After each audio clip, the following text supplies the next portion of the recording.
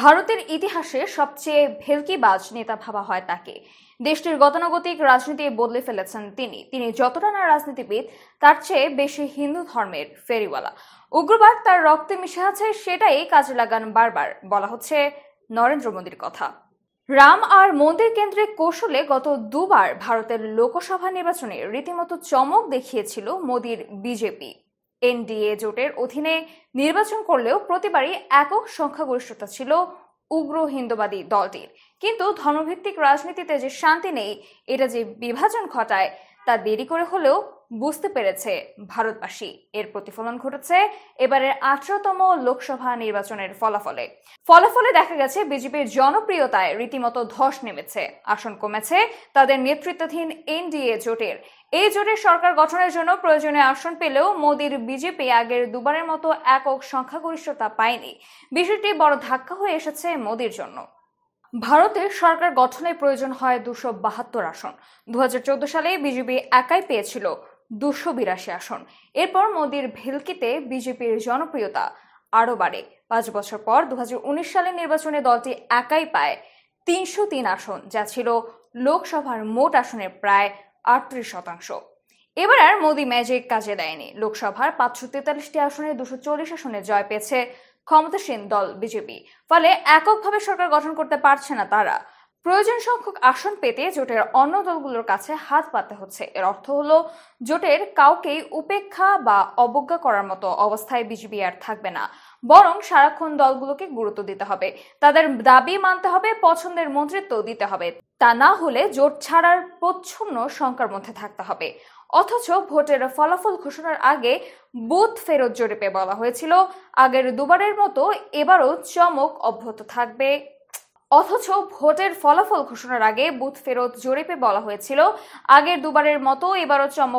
রাখবে বিজেপি এবং তাদের জোট এনডিএ।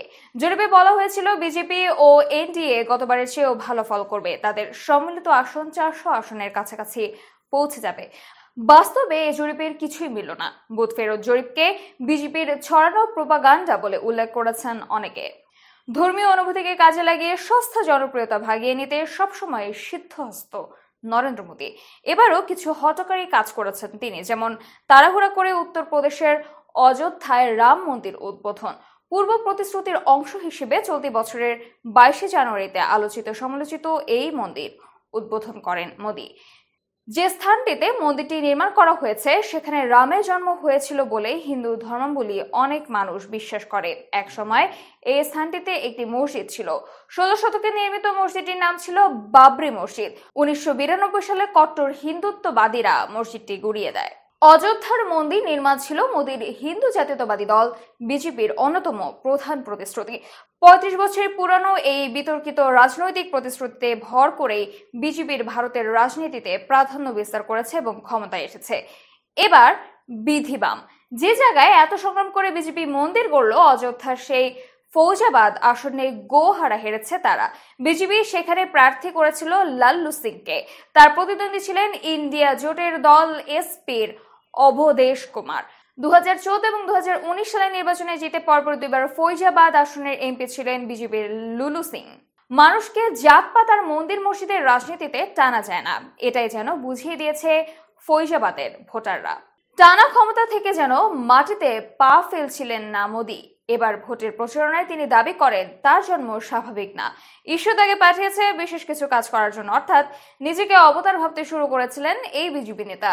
সাক্ষাৎকারে দৃঢ় চিত্তে মোদী বলেন, কিছু মানুষ আমাকে পাগল বলতে পারে, কিন্তু আমি বিশ্বাস করি যে পরমাত্মা আমাকে পাঠিয়েছে কোনো বিশেষ কাজ করার জন্য।